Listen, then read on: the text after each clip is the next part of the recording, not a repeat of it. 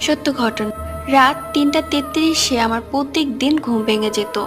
আমি উঠে নিচে আসলাম। নিচে এসে দেখি আমার বোন সোফায় বসে আছে। আমি তাকে ডাক দিয়ে বললাম, কিরে, তুই এখানে কেন বসে আছিস? যা ঘুমাতে যা।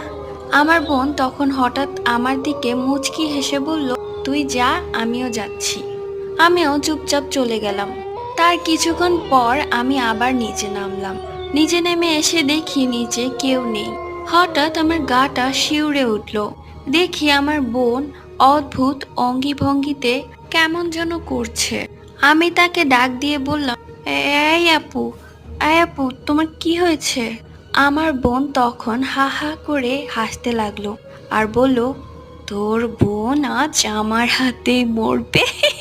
তখন আমি অবাক হয়ে তাকিয়ে থাকলাম। তারপর পিছন থেকে আমার বোন আমাকে ডাক দিচ্ছে। সেখানে আমি অজ্ঞান হয়েছি। আপনাটি লিখেছে আমারই একজন সাবস্ক্রাইবার।